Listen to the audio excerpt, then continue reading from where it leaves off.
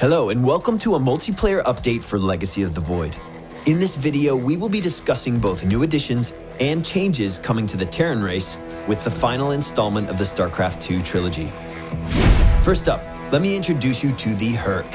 This barracks unit is anxious for a head-on fight.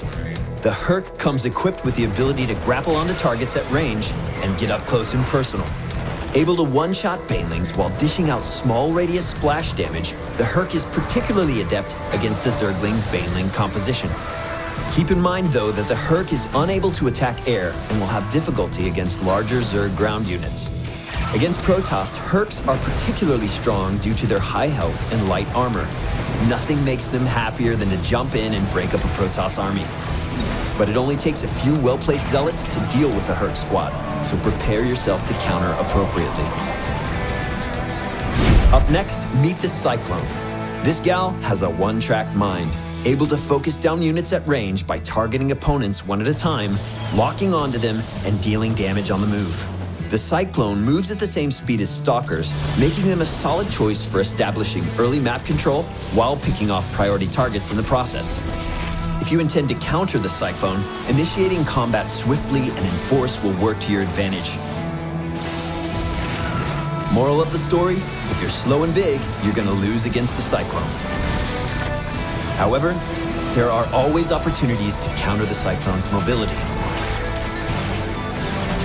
Alright, let's talk about changes coming to current units in the Terran roster, starting with the Siege Tank. You can now pick up and drop tanks while they're in siege mode. We dig the idea of creating opportunities to harass with the siege tank that weren't previously possible. In general, we think providing more opportunities to control your army in masterful ways is an exciting way to push StarCraft 2. And now the big boy, the Thor. Thors will now be capable of self-repair. It's a pretty simple change. Use emergency repair to heal after combat, and you can bring the unit back up to full. The only drawback is that repairing a unit will prevent it from both attacking and moving. There is a whole world of creative combat options when Thors travel in groups and rotate opportunities to repair. Banshees are another unit getting some attention with Legacy.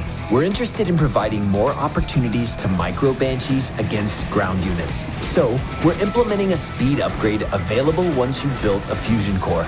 After acquiring the speed upgrade, Banshees will be capable of outrunning mobile detection units, even an upgraded Overseer or Observer. This makes the Banshee much better at surviving counter pressure that can come against harassment attempts. Alright, last but not least, let's talk battle cruisers.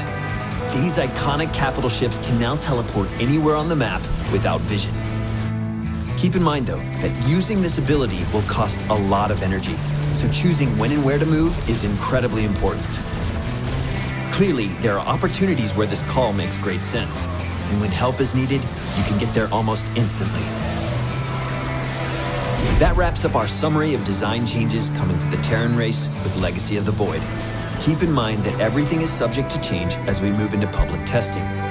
That being said, we hope you're as excited as we are to share in a new experience of StarCraft that will be more fast-paced than ever before. Thanks for watching, and be sure to check out the changes coming to the Zerg and Protoss armies as well. I'm Cloakin with Blizzard Entertainment, and we'll talk to you soon.